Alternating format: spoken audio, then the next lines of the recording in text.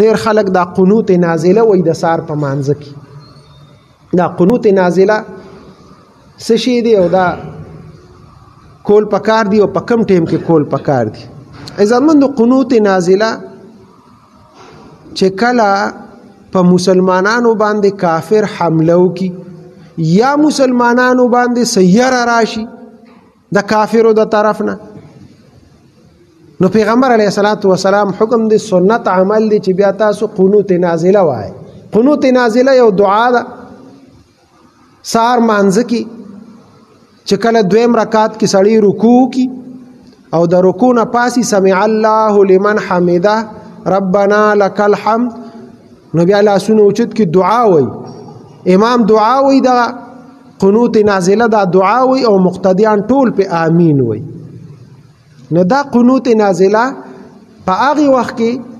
لکه دا نن سبا حالات، نن سبا خلک وای، بعض خلک جمعتونو کې وای، علماء وای،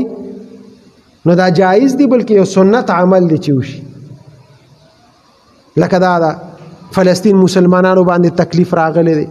دغه سه نور مسلمانانو باندې سیاره او تکلیف راشي، د دشمن غلبه راشي، نو بیا الله ته دعا کول، کافر باندې کافر ته خیرې کول او مسلمانان ځان ته دعا په دغه کلی هغه دعا کې دغه الفاظ دي خیری دي کافر ته چې خدای مونږ د دوی د ضرر نه محفوظ کې، خدای دا هلاک کې، خدای دوی په خپل غمخته کې، مونږ مسلمانان ته اخلاص کې، هغه دعا ده، هغه باندې امین وای ټول مقتدیان او امام